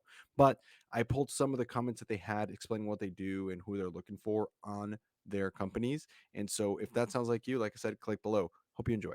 That's okay. And actually, and this is good to, I had Nick kind of explain this a little bit too, but it's because I've been in the insurance industry before. For people who are listening, like, how do you make 115% commission? Like, the way I explain it to people is the insurance companies we represent. So we're a broker. All these companies we work with, they know they're not really going to be making any money off the sales that I make for the first several years, but they don't care about that. They know these clients are going to be on the books for 10, 15, 20, 25 years. So they know they're going to make money over the long haul. And so part of the reason agents are able to make so much is there's all these companies out here, and they're all competing for the broker's business, because these companies don't actually have their own in-house sales force. They have independent contractors. And so if their compensation or their commission levels that they offer aren't competitive, I'm not going to place any business with them. Hello. Off schedule moment. Wanted to tell you about Southwestern Real Estate. They're 99% drama free. Only 99, not 99.9. So it's a bit spicy. Kind of like this episode. Anyway, they will learn you to kick ass at real estate. So make sure you guys click the link below. Get in touch with them. Okay, back to work. Bye. That'll do for now. Like I said, make sure you click below to get some more information. And now back to the show. That's wild. And so you look back, and then that Sizzler happens. Mm-hmm. So you go back, and it's a crisis, probably with drinking. So you were cold turkey 9 months. You go back, start drinking again. Oh, it was so bad because I gave myself an end date. I said until the last day of summer. So the last day of summer, I went and bought a vape and 2 tall boys. So it was man. It was like I gave myself an out, and then it kind of like spiraled where I was like, well, like I'm a 4,000 unit producer. I'm a badass now. So like I was like, excited about my production, excited where I was. So then I kind of like did all of the things against what got me there. And then I kind of like went into this like dark pit right after. Damn, dude. Yeah, it was really rough. And it was Wow. it was a slow downward spiral because like it took a couple months to take all that growth and completely destroy it. Because like once you have growth, it's hard to destroy growth. So like I really was drinking a lot to like get to like a low point where it's like I entered Sizzler and I just felt terrible. Like I didn't feel good about myself at all. And I was like, damn, like I just had a great year and I feel terrible. My God. Yeah. Wow. I'm so sorry you went through that. I mean, it is what it is. I think I've been through so many trials and errors, and and it keeps coming back to like that was the issue that I had, because every time I was sober, I was like thinking clearly and I was talented enough to make things work. So it was like once I figured that out, like it made sense that when I'm sober, I just operate better. Like I'm a person where I operate in one of two, where it's like when I'm drinking, I'm foggy brained. I feel kind of like dumber in a way. And then when I'm not, I, can listen well, talk to people well, hold relationships, gravitate people. Like I have different qualities when I'm not drinking. So, Bro. but I think the more tumultuous, or is that the word? I guess the Tumultuous, more, yeah. the more tumultuous. God, I can't even say that word. The more turmoil that you go through, the better you come out of it, and the more growth you have. So, like, I wouldn't change it for the world. I think my journey was the one that I needed to get to where I am now. So, Well said, sir. Well said, dude. Yeah. Congratulations. I'm happy for you, bro. Thank you. Let's do this. Let's switch gears. We're gonna do some quick rapid fire questions, and then we'll go to ponytails because I have a feeling that you're gonna have a couple, or I have a feeling it's not just gonna be one ponytail from you. So is that cool? Should we do some rapid fire? Yeah. Oh, your screen's frozen, but I can still hear you, so it's all good. All right, let's see here. First off, right away, right off the top, favorite territory, like favorite summer that you sold, whether it was Indiana or Wisconsin, South Carolina. Where were you at? That was the best. Wait, why am I frozen? Am I still frozen? Yeah, on the screen you are, but hang on. Can you hear me though? Yeah, I think it's recalibrating. Oh, okay. I mean, I can still hear you very well. Yeah, but I don't like that. No, I know. I want to see you. Uh-oh. And now we lost him. No curses. Oh, here we go. And he's back. Okay, I just had to recalibrate. Oh, you're good. Okay, so where were we? Rapid fire questions. Here we go. Favorite territory. Wisconsin. That's hard. Wisconsin or Indiana. I liked either one for different reasons. Midwest. Yeah. Well, the Midwest is so cool because, like, in Wisconsin, it's all dairy farmers, and they're like, "Oh yeah," and you're like, "Oh yeah," like you're just kind of like living in that lifestyle where it's just like, "Oh yeah, the books they look good," and I'm like, "Yeah, man," I'm like, "They do this," like you're just like you kind of start talking like a Midwesterner when you're out there. I was one of those kids where like you're saying "ope" a lot. I developed accents each summer based off of the people I was around every day, which were the people that lived there, right? So like in Georgia, I was like, "Oh y'all, like let's go like get some like chicken and stuff and like ride our ATVs," like like I was just like always like in the culture. You married your turf. You married your turf. That's for sure. Yeah, but Midwest is the best, man. There is no other place to sell. I'm That's right, confident. baby. Yeah, and I actually, funny story. So my first summer, the one alumni that I sold to ended up being the only reason Martine Cow's org in COVID summer had anywhere to stay. And that's like a different story for another day, but actually maybe for this, I mean, this is a podcast. Sure. So. You can tell if you want, yeah. Yeah. So I remember, so I sold to Brandon Hansen, and he's like this like super cool alumni. He had 12 kids, and like it's in Star Prairie, Wisconsin, like this small 400-person town. And he's just like randomly there. I knock on the door, and the wife's like, "Are you selling books?" And I was like, "Yeah." And I was like, "How does she know?" Because like I had only been out there for like a week maybe, and I was like, this was like third week of the summer, and I was like, I don't know how she like knew that. I'm not like Facebook famous or anything. Um, and she was like, "Oh, like I have somebody that like needs to talk with you. He's at the grocery store right now." So like he comes back in like a minivan, and like hundreds of kids like run out of this minivan when he comes back, right? And he's like, "Hey, what's up, man? Like, are you the book man?" And I was like, "I am. Like, my name's Kyle. Like, it's nice to meet you." He's like, "Oh, I sold 2 summers with Southwestern." I'm like, "Oh, dude, this is sick." So we start chatting it up, Pony. and I think he ends up buying like he already bought from like 3 or 4 other book kids before I came, so he ended up buying like 2 or 3 cookbooks as gifts and like maybe like a Bible atlas because he had everything else. But he was like trying to That's be like, cool and be a customer, so he like bought books for me still. Um, so fast forward, I get a call from Martine, and he's like, dude, like last Hail Mary, I know you sold in this area. We're like going to Wisconsin in this area. We have no host families. Like we're so screwed. And I was like, I think I might have the guy. So I call Brandon, and I'm like, hey, like, do you still live in Wisconsin? He's like, oh no, like I divorced the wife. Like I'm over in Chicago now, but my brother still lives there. Ends up that his brother, like the uncle or whatever, is like super cool. And then ends up getting in contact with Martine and like is like a host dad and like has this like nice dude. host environment for them. Like I like saved them in bumfuck Wisconsin. So Dude, let's go. yeah. That is a network at work, bro. That is awesome. Yeah, man. And that was my last summer. Like I was like, damn, like I actually helped with the host family. Because like I like all of these things, like I got the like it came full circle. The like whole Southwestern experience, like all culminated in this last summer that was just like the magic summer. You know what I mean? Like Yeah. that's kinda how like my career went where it was like top first year, bad year, good year. You know, it's just kind Hell of like yeah. full circle. The idea, like it came back around. I love that. Exactly. That's awesome, dude. Damn, that's a great story. Yeah. Let's see. Where that was the favorite territory. Okay, hell yeah. So Wisconsin or Indiana. For What different was your reasons though. yeah?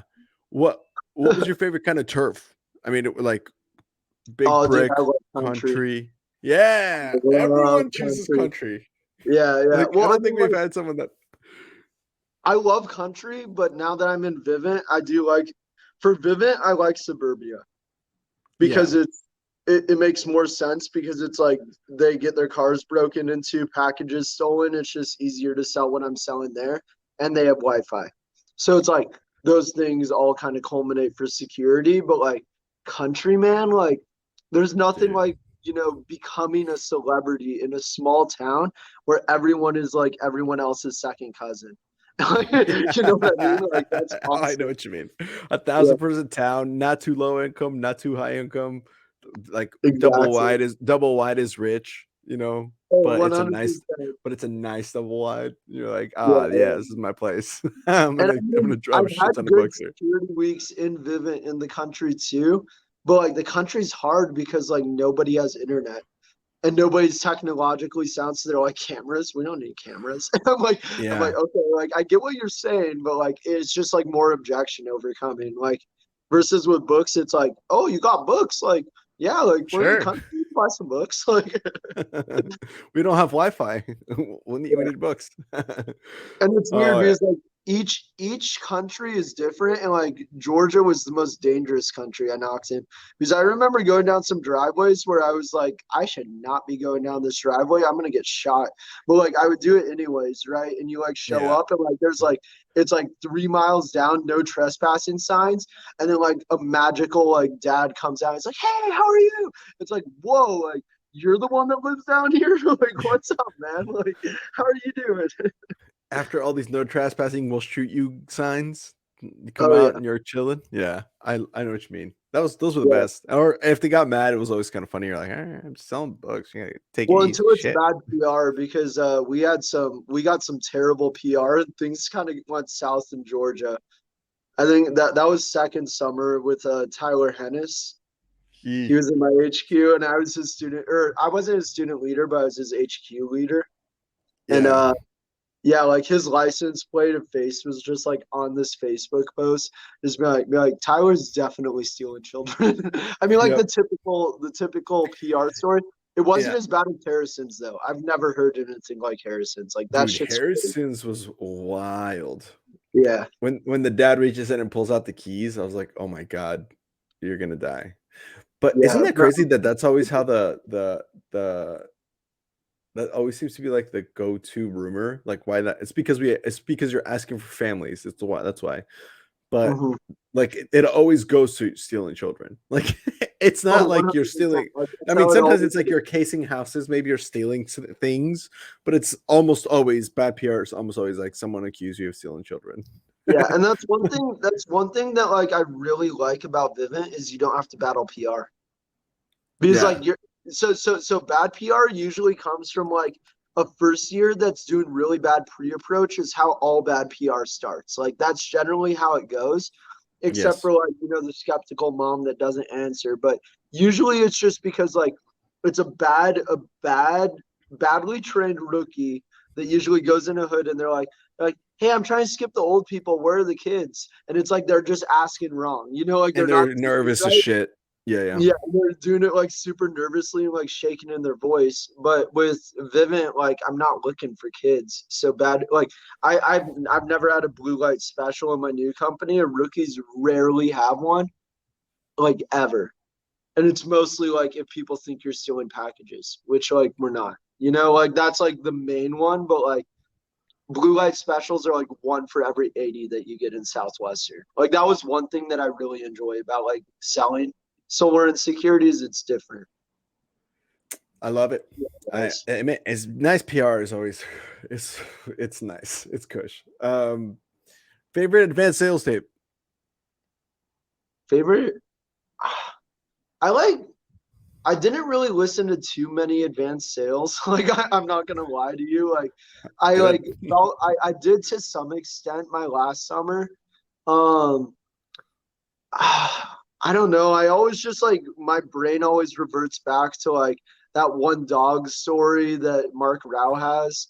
But like Yeah. that's like kind of like where I like start and stop with advanced Great. sales. That's fine. I do think that in terms of advanced sales, like the in-person advanced sales I got from Danny Johnson was my favorite. And it was one line that basically changed my entire trajectory my last summer. So What like, was it? so like when you're like doing the demo, right? Like Danny like gets like really into it. Like, and like I didn't realize this at first, but like I had been sober for long enough to where I was just like seeing things more clearly. Like I was just like self-aware of what was happening. And Danny was like, it's example after example after example. Isn't that cool? And he like does like, isn't that cool? And like says it with like such enthusiasm. Literally changed my entire summer. Like that, like That's that, like, one interesting. line in the demo, because like people would be like, that is cool. And it's like you already know that they're gonna buy. Like that Yeah. that was like the deciding factor of like you're getting a core 4 or you're getting like a platinum from me. Like Yeah. this is like you are buying based off of how you respond to this. And like it was almost corny. Like I felt corny doing it. I was like example after example after example. Isn't that cool? And like I would just get really into it. It literally changed everything. Wow. Yeah. That's surprising. That one line changed the summer. That's sick. Well, I mean, Danny Johnson has a lot of one-liners. Like he has like those funny one-liners, and his one-liners like is a way to sell. You know what I mean? It's like obviously it's not what you say, it's how you say it. But like I was just like, damn, like that is cool. Like when I was like seeing him do the demo, and I was like, oh shit. So then I started doing it, and then Danny was like, so I get a call from Victoria Varberg. It's my last summer, and she's like, hey, like, how's your best week going right now? I was like, I'm having my best week because like I was purposely not counting units, and like she kind of like alluded to it and like kind of ruined it in a way, but like didn't tell me where I was. And I was like, I'm having my best week, and she's like, oh, just like disregard this message because she was the OL. And I was the AOL, and I was like, okay, like apparently I'm selling books this week. Like I knew I was doing well, but I didn't know I was doing that well, right? And Yeah. then like all of a sudden, like at the Sunday meeting, I was like, what did I change? And I was like, oh my God, like I just like got into the book. Like the demo was the main difference. Like my intro, my cash collection, my buying atmosphere, it was all the same. It was like the main difference was not counting units and getting into the demo. Like getting into the book. Like you have to like be one with the book when you're selling it, right? So like that's how I started selling Advantage books. Dude, that's epic. Yeah. Shout out to the demo. Not many people talk about the demo. A lot of people are always like the intro, which is important. The intro's huge, but if you got a good intro, you better be crushing it with your demo so that Oh, you prove yourself right. 100%. Like, I think I had a decent intro. Like my intro was just one big buying atmosphere. That was my intro. It was Hell just like yeah. it was like, hey, everyone's getting this, but like you don't have to, and it's totally cool. But I'll leave you in a good way either way. You know, like I was just Yeah. like kind of like feeding into that like complete buying atmosphere, abundant selling. Like, and I learned that from Vicky Varberg a lot because she Shout like, out to Vicky. dude, She's a yeah, stud. Vicky is the abundance seller of the year. Like nobody sells on abundance more so than her. She's the It's GOAT. crazy. Following She's that chick is crazy. that'd be fun. I bet you I would learn so much. Like you'd be like, because if you know Vicky, I don't know her like extremely well, but I know her well enough to know her personality, and so like I bet you she's super herself, and that's gonna be really cool because she's chill. She's so chill, like she's so cool. So it must be like a cool. Everybody has a vibe. Like my brother Danny, he's more funny and goofy, so like it fits into that. But whenever I would follow chill people back in my day, I'd be like, "This is dope. It's like a chill, like what's up, Mrs. Jones?" Like so dope. Yeah, Yeah. it's gonna be fun. And it was really cool too because like Danny is all business, right? So like Danny Johnson shows up to a house and he's all business. He's like very well spoken, like keeping like good like shoulder width, like he's just doing all of that stuff, right? Vicky shows up and she's like, hey, I'm Vicky, and they're like, oh my God, you're Vicky, like come on in, and she's like, these are books, and they're like, let's buy it all, and it's like so abundant, dude. Like it's literally like I don't even know where the sale came from, but like I just remember like she like runs into the houses like it's like so forward moving where it's like the whole time is a close, right? Versus Danny shows up and he's like very technically sound. Like all of that. Vicky is just like so abundant to where it's like when she shows up on your doorstep, it's like, I'm Vicky. And they're like, come on in. And then like she like runs into the house almost like literally like forward progression. The whole sales is just like forward. And then she sells them. And I'm like, dude, like what just happened? Like, That's sick. yeah. So That's wild. yeah. Damn, dude. Okay, sorry. So this is great. We're coming down the list of questions here. Oh, favorite HQ. Favorite HQ. I have to go with Georgia. Georgia's second summer. Wes and Diane Linetti. Two former book kids. She was a 3 summer and he was a 6 summer bookman. And every Saturday we would play cornhole tournaments with our host parents. It was me, Tyler, Let's go. and Milo Estrada. Yeah, that was a super sick HQ. And we lived in like they like just bought a new house. They were like both like 28 or 29, like super young, cool host parents. And like Wes was like a killer, like a 7,000 unit producer. Like he was like, yeah, I never like took down pre-approach, never wrote down where my orders were. I just remembered everyone's houses. And, like he was just like that cool dude, you know? That's And awesome, bro. Diane was like she was super awesome too. They were just like a cool couple that just like brought it all together. So Goals. The yeah, goals couple. You're like, these guys are like the book couple goals, and we were living in the book couple goals, and we just happened to be like there. that's dope. Yeah. I think We were another. the night owls that summer. You were what? Right? We were the night owls. We worked earlier and we worked later than everyone. That was like our whole mantra. Oh, I love that. I Yeah. think I know the answer to this next one. I think I know the answer to this next one. But what was your favorite product to sell or tack on? Oh, the Core 4. Oh, hell yeah. Yeah. Let's But go. okay, but the best book we sold was Topic Source. And You think so? I think so so too. like, there's reasons why Topic Source is better than any other book. And the main reason is I went to a high school. There was a private high school where we were writing like 5 papers a week. And like my teachers were all like authors, like best-selling authors. And they'd be like, yeah, you revised your draft like 6 times, but like it's like C- work. And they would give you like a C- after like 6 revisions. I went to like a really hard high school. And I was like, oh my God, like Topic Source does the research for you. And whether Yeah. you have kids or not, like I would sell Topic Source to random people on the doorstep. Like I would hawk it because I'd be like, dude, even if you don't have kids, like there's just this one book that we have that just has a bunch of cool things to read about. And like you could just read about it and like he'd be like, Yeah. oh, there's like history in it. And I'd be like, okay, yeah, like that's what it is. I would sell non-prospects Topic Source. That was the dude. best book that we had. Hey guys, hope you're enjoying the episode so far. I know I am. I wanted to give a quick shout out to the people that make this show possible, the people that bring this show to you. These are people who all sold books, and we're here to give a quick shout out to them in the spotlight about their company and what they're up to. So if you're interested, or if after listening to this, you're kind of wanting to know a little bit more, feel free to click on the links below to connect with these people. These are from an excerpt I have with them from a podcast that I do on the side. It's called Executive Exercises, where we take all our sponsors and they come into a think tank and share some awesome ideas about how to grow their business specifically on different topics. Go check that out. But I pulled some of the comments that they had explaining what they do and who they're looking for on their companies. And so if that sounds like you, like I said, click below. Hope you enjoy. On a note from I'm trying to think, like if I was looking into this, and for people who are listening who might be like, hey, this actually, I want to learn more about this. What's the barrier to entry? Like maybe I'm sitting here and I'm like, man, that sounds cool, but I don't know shit about insurance. Like why would I want to go talk to people? Yeah, the barriers to entry, I think, are really pretty low. Everybody would probably have a different opinion, but in terms to just be able to get out the door and go sell, you've got to get a license.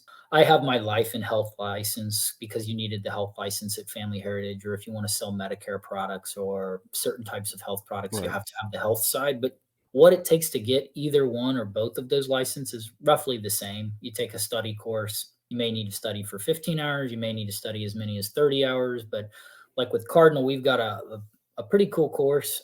From studying to getting your license can be as quick as like 7 to 10 days if you really 15 to 20 if you're moving at a medium pace. And beyond that, if it takes you longer than that, you're just not really all that motivated to start because it's not a difficult process.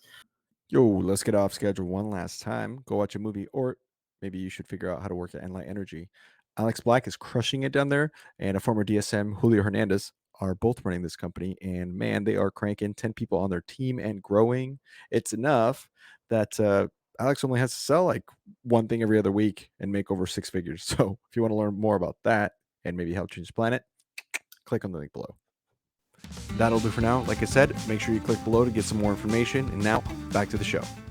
Honestly, now that you say that, I wish I had a topic source. Oh yeah. And just to read through it. It's so fun. It's like if you took the coolest parts of an encyclopedia and just put them in one big fat book, it'd be that. And the cool part too is it would have like the source, like MLA or APA or whatever sources already in there. And you could also go to the websites that they would recommend if you needed more sources for your paper. So there was like another set of like 10 websites that are all kid friendly, that were all, validated, and you could And that use was them the as big thing for us is because like at my high school, like they wouldn't let us do uncredible sources. So like I know like public high schools you can use like Wikipedia or use like anything off of Google. No, like I had to go JSTOR. Like I had to use JSTOR only, or like use like academic journals, and read their abstracts and stuff. Yeah, and Topic Source was all academia resources, so like Yeah. that was really cool. And that book was just awesome, man. Like I love Topic Source. I would use that. Like I honestly should probably hit up a book kid because I kind of want to Yeah, buy one. Like same that's actually. a And I cool was book. literally thinking like, I think I need a topic source. It'd be kind of fun to have. Yeah. I for sure would read it or like reference it for sure.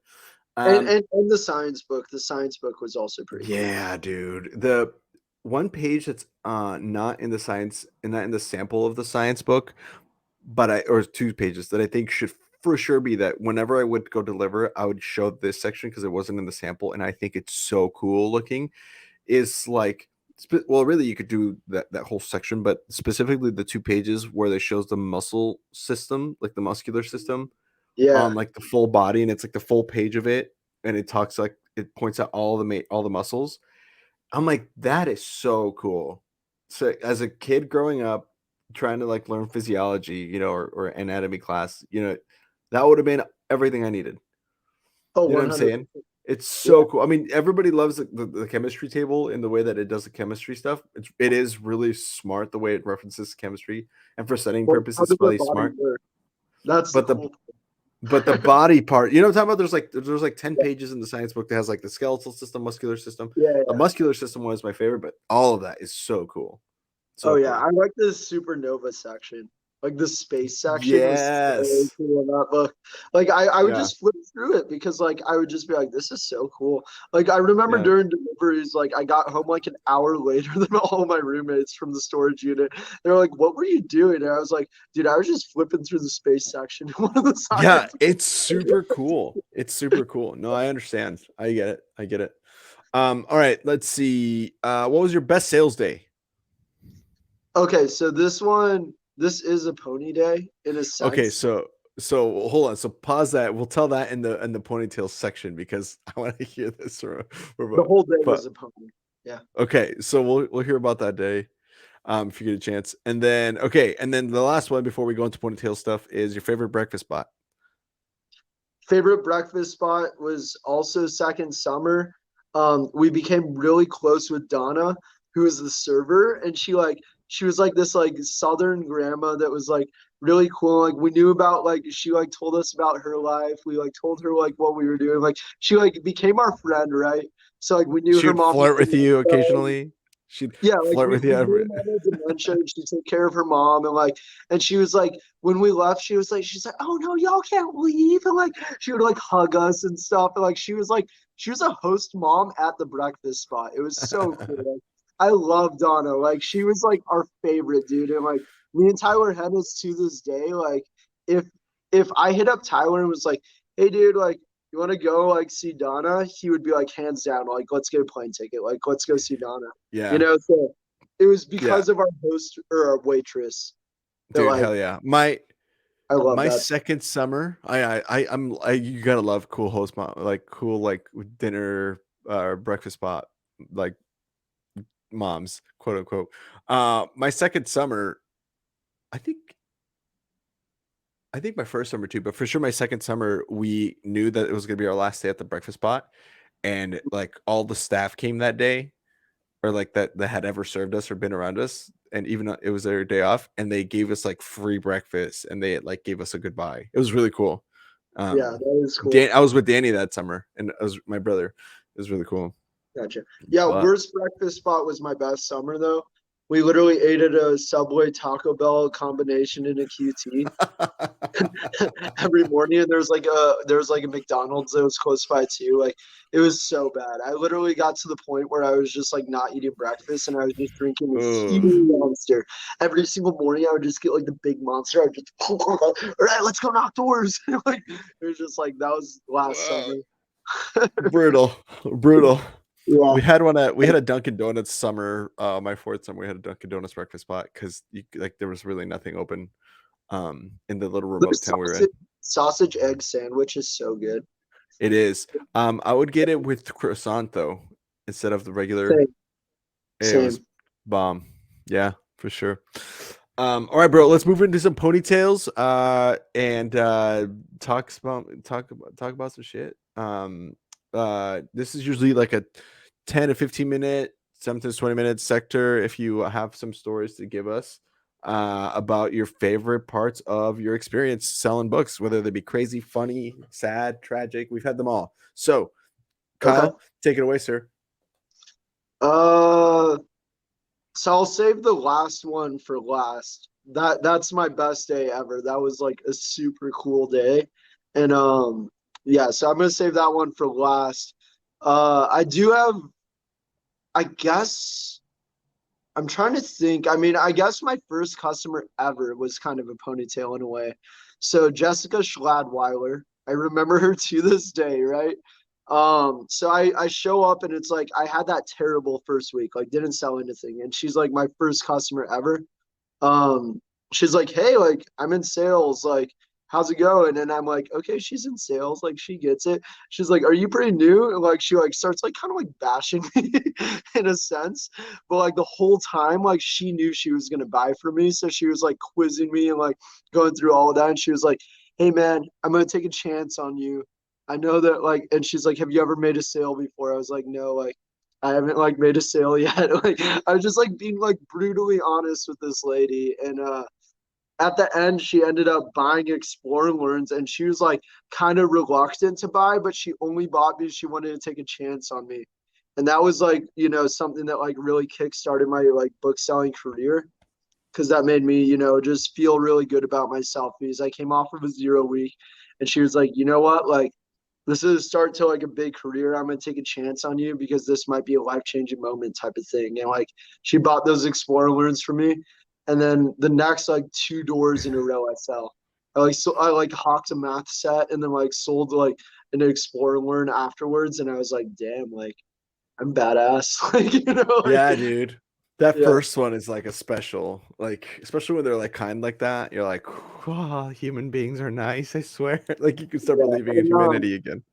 I do have like another story that's like not similar, but kind of reminds me of that one, where it's like, I mean, so that one felt really good, right? So like that was just like, oh crap, like I feel so warm and gushy on the inside. I was like, thank you so much. Like, and she was like giving me snacks, and she was like so cool at the end. And she's like, hey man, like I know it's hard, like keep it up, like you'll make it. Like she was an insurance saleswoman, like she was like successful, like had a house, like she was like super cool. I was like, oh my god, like you bought from me, like, you know, like felt great. But then I had this like pony story that wasn't a pony story that was like super weird. So like it's this like huge plantation house, right? So like in Georgia country, if you don't know, there's like these old plantation houses with like huge pillars, and like they're like mansions out like on their own, like Crazy. nothing around them, just like a house in the middle of nowhere, just like cornfields, and then just like a huge house. And you're just like, okay, like this is like pretty cool. So I knock on this door, and this mom comes out, and like, you know how like when a mom like runs out of the door to like say hi to you, and it's like a cool mom where they're like, Yeah. hey, how's it going? And you're like, I'm doing great. How are you? Like, you know, it's like, you know, it's just a great interaction. Immediately So you're like, this is gonna be a good sit down. yeah. So this mom does that, right? And like we're having a great conversation. She's like, hold up, I have something I have to get to right now. Like I will be right back. Give me 90 seconds. So I'm like, okay, like whatever. Like she'll come back, right? So like, and like, okay, so I guess to preface this, so there's like weeds that are like growing out of this house, and like the garage looks like it hasn't been used in years. Like this house looks a little run down. Like I didn't even think anyone lived there at first. So I'm like surprised this mom is like even at this house. So I don't know if you believe in the paranormal, but like this shit like totally made me believe in it. Dude, So, at a plantation house, I would believe it for sure. oh, dude. So this like, oh, I'm like getting chills telling this story. So like she goes back inside, dude. And I was like, it like I was getting like this like weird glow from her. Like she had like this like glow that like felt like, is this lady like real, or like am I like I felt like I was talking to a ghost. Weirdest thing ever. Literally, so like I'm knocking on that door, and then she like goes inside. I'm waiting there for like 10 or 20 minutes because I'm like, God, this is such a good sit down. Like I got to be off schedule a tiny bit to like maybe get this one, you know, like I was like all in on it. And like she looks like a cool mom. she never came back. And I was like, okay, this is so weird. Like, she never came back. So like I'm knocking in the neighborhood, and I like asked this like dude like maybe an hour later. I'm like, hey, like I was just talking with like that super nice mom that was like at that plantation house like across the way, and he's like the one with the white pillars, and I was like, yeah, like, and he's like all the weeds like growing out of it, like I was like, yeah, and he's like nobody's lived in that house for like 20 years. I was like, dude, like, it was like so weird. Bro, Chilling, what? like fine talking about this. So like I literally like to this day think that I like talked to like this like ghost or something, because like he's like, dude, nobody's lived there for like 20 years. Like that house is like abandoned as fuck. And I was like, bro, I was literally like goosebumps and everything. Like it was the scariest thing ever, because I to this day think that I like literally talked with somebody that didn't exist. And I'm like, dude, like only on the book field does this shit happen. What the fuck, dude? Yeah. So like not a pony story, but kind of a pony story. Oh, dude, that's a ponytail for sure. Yeah. Yeah. That's. I don't think we've had a ghost one yet. That was all right. Here we go. Like We've heard most of it. I'm skeptical of that shit, because you see the History Channel and you see these people that are just like for sure making it up. And like I didn't ever want to be one of those people. And like I would see these stories like on TV and I'd be like, no, like ghosts don't exist. Like I was always skeptical until that moment where I was like, I think I might have actually talked to one, or it was just some lady casing the house and she actually did exist. Like, Or the dad lied to you. Like the dad just fucked with you. He was like, he knows Gloria. Like, he knows Gloria that lives next door.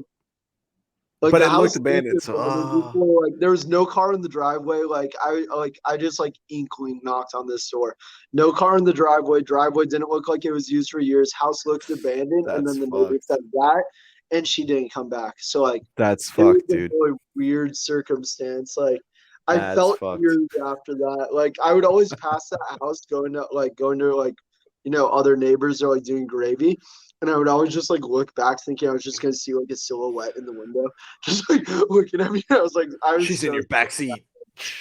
Yeah, exactly. Like I always thought I was like gonna be followed home and there was gonna be like some demon or like something that was like following me. So I was like always like scared to sleep in a room by myself that summer. So like thankfully I was like around 2 other first years, because like I was like shitting my pants like going to bed every night, because I was like, dude, like this lady's just gonna be like, hey, I'm back. And I was just like, that's so fucked, dude. You know? So that was pretty scary. Hell yeah. Yeah. It sounds bananas. All right, let's hear about this best day ever story, and then we can wrap this one up. Call it a day. Yeah, so best day ever. So I love best day ever stories. I love these stories. Oh, it's such a good story. And I can't remember if this was I can't remember the sequence of events fully of what led up to the best day, but I do remember the best day. Like this was like really cool. So it was either right after deliveries or right before deliveries, but it was right around renegade time, right? So like everyone was like renegading. So what I do remember is all the first years from my HQ. And mind you, they were just doing execs with me for 2 months, but none of them were producing. So like I had my worst HQ was my best summer. I was the only one that was selling any books in the entire HQ. Everyone else was having like 200-300 unit summers, and I was like selling like 375, 400 on average every single week. So like I was like, this is so weird. Like I knew they were dancing with me in the parking lot every day, and then just like going straight back to the HQ. It was kind of unspoken, but it was like I was the AOL, and like I knew there was no saving their summers because I already tried. So like I was like, at that point, you're just like, eh. But it was like I loved them to the point where it was like so cool that they were dancing because they were like rooting for me. They were like, you're killing it. Like, and they were like excited for me, and they were only dancing in the parking lot and getting super hyped in execs those mornings because I was like doing well. And like I could feel the love where they were like, yeah, like you keep killing it. We're just gonna like watch movies and be off schedule all day. like, you got this, man. Like they knew that I was like having a good summer. So like they were just like kind of like supporting me because like we all liked each other still. Even though I was like, you guys are like obviously clearly not knocking any doors. Like Yeah. So, very clear. yeah. So they all left. So I was just in the HQ with my host mom. She was like not a crazy cat lady, but like so her sister sold books, but like she had cats, and it was like her, and then like she had like a like stoner gamer, like White Boy 7th Street on YouTube. No. No, so he's like this old school like Call of Duty player that like just like had a beard and like smoked a ton of weed, and like he would just like post these gameplay commentaries on YouTube. He kind of looked like that. So those were my host parents, and they were like kind of both like crazy into cats. Like they had like 3 or 4 cats that were just like kind of like around the house, but like they were the babies, like they were pampered, like all of it, and like super social. The princesses. Yeah. And I think one of them was Tiger, was like their favorite cat. And he was a cool cat. He would just like come and like lay next to you. And he was such a dog. Like he would literally like almost bark. Like he was a dog cat that was like, kind of cool, Yeah. So I'm just chilling and like I'm kind of off schedule. Like this is the only time I got off schedule was always towards the end of summers when I was like renegading. That's also weird because like I had great deliveries and I was like kind of off schedule during deliveries, but I had so much momentum from the summer that I was just like slaying like core 4s onto people's orders, and just like kind of balling out. So it was either right after deliveries or right before deliveries, but it was my last day ever on the book field knocking. This was like my last day ever knocking, and it was my best day unit wise ever. So let's like, go. The full ponytail, right? So like, I mean, I'm sure like even if I delivered afterwards, I might have knocked like a few doors here and there during deliveries, but like I can't remember if full sales day. But this was like, and it wasn't even a full sales day. So like this is crazy. So basically it's like, so I have a online Zoom class because like this is my last year of college, and it's this finance class where we're doing like call and put options and like doing all this like hardcore shit, and it's like week like 2 or 3 of class. So like I'm like I have to go, like, and like I told Danny Johnston this because he was the OL, and like Vicky knew too, but it was like, hey man, like I'll knock, but like I have to go back to the HQ. Like not off schedule. Like I have to be on this Zoom call. Like I have to go to class today. And he's like, all right, like just knock until like you don't need to knock anymore, and then you'll be good. So I know my day's ending at noon, so I don't expect anything from it. And like I always had like maybe 1 or 2 customers before like gravy every day, but I was always a gravy seller. So this makes the day like this much weirder. It's like a Wednesday, like middle just of the random week, ass day. Yeah, it's like middle of the week, like a Wednesday, and it's like I don't expect anything out of this. So I start knocking, and like I'm like getting like a couple hard no's, like some like really rude people. And this is like where the story gets weird because like I'm like, oh shit, like this is a rough day because like new county, just started it 2 weeks ago, killed it in the other county, have barely any names, like have no pre-approach on like the school districts, like none of that. So I'm knocking, and there was just like a culmination of everything just like fucking flew together for my entire book selling career all into this day. So like I knock a door, and it's like they're calling grandma. I'm showing them the bag, like, and grandma's like, yeah, like it sounds like pretty cool. And like, and then he's like, could you step out for a second? So like I step out, I'm like, I don't know what's happening, right? So this is probably my like 5th or 6th door, and like it's my first sit down, first nice family of the day. And like they kind of look like white trash, so I don't expect anything from it. And I'd never sold a bag up to this point. So then I sold a lot of platinums and close to bags, but I never sold like everything cookbook included and websites, like the whole thing.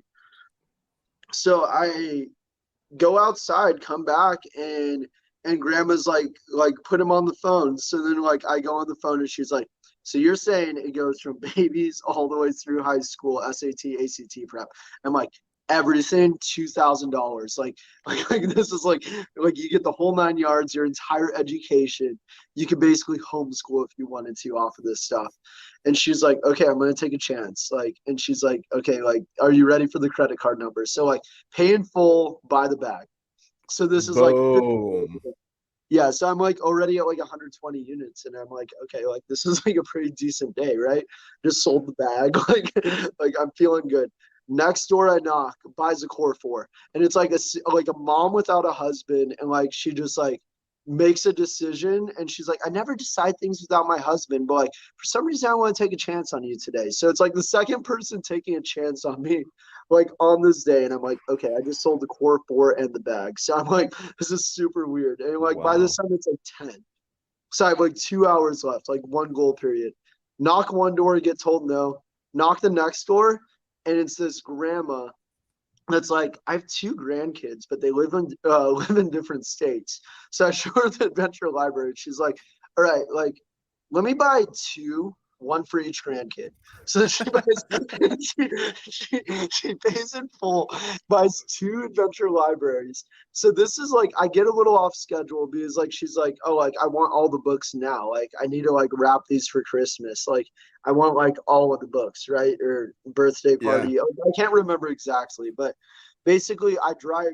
So it's like 10:20. I drive back to HQ, back to Turf. So To like get I pick up drive books. to HQ, get more adventure libraries, and then I like deliver her 2 adventure libraries. And then the last door I knock on, I sell another adventure library.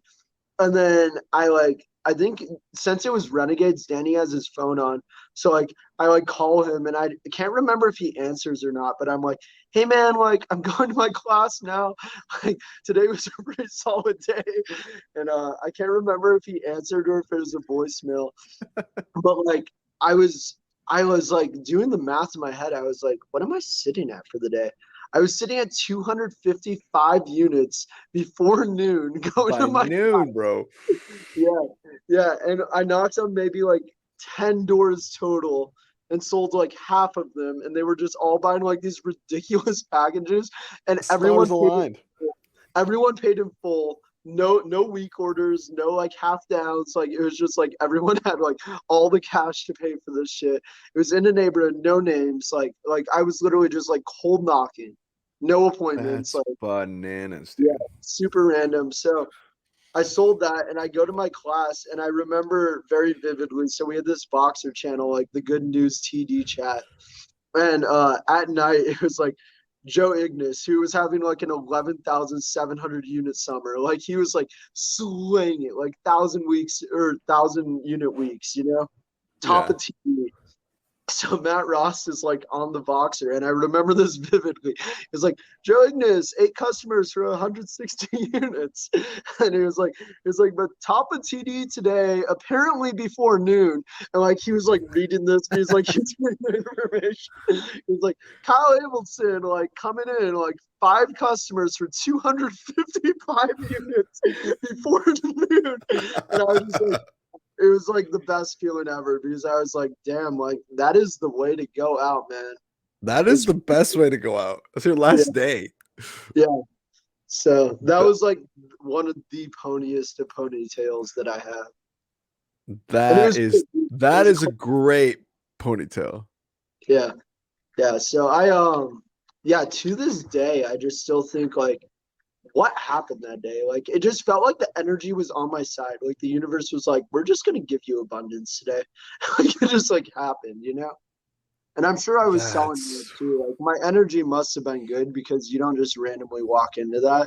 Like you have to have good energy. I was gonna say, I wonder if because you were so chill and were like the most buying atmospheres you could have because you're like, I don't give a fuck. Like this is my last day. So if you buy, I don't care. But if you do, great. Like so it kind of exuded from you. And maybe there's a lesson there of like, well, buying dude, atmosphere is the reason I started selling a lot of books. Because I stopped caring about units, stopped caring about sales. And I would literally just walk in there and be like, I literally give 0 fucks if you buy this or not, as long as you point me in the direction of somebody who could buy it.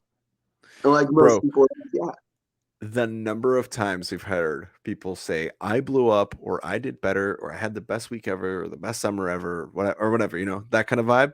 and that because I stopped caring, like that. I mean, I feel like it's proof right there. Damn, Proof in the dude. pudding. Yeah, and this Bro. was after like it was either before or after huge deliveries, but like I firmly believe that if I was out there for the full summer, I would have just started popping off at the end. Because like I had a short summer, right? Yeah. So like all this happened so quick, but like I was kind of just like I never hit PC, but I hit like 555 twice, like on the dot the same week twice, and it was super Wow. annoying. Averaged like 375 for like the other weeks. And then I had deliveries, I swear to God, dude, I sold like 700 new units. Like I don't even know how, but like Danny was like, dude, like you've only had like 6 cancels this year. And I was like, yeah, like I had low cancellations, very few people with no payments. No, 3 cancellations and 6 people that had 1 payment not go through, and then everyone else paid for their books. So like I had a very good cash collection. And like that whole time that I was doing deliveries, he's like, dude, you've already surpassed the units that you walked into deliveries with. It was like Tuesday of delivery week. And he's like, you're killing it. And he's like, what did you tax today? I'm like, I taxed like 3 core 4s, couple topic sources, 2 CEAs, an adventure library. Like I was just tacking like crazy, man. Bro, that product of being friends with Harrison. Oh yeah. No, I mean Harrison has such a good point. Like that was the first summer that I actually bought into Southwestern, and it was my last summer, obviously.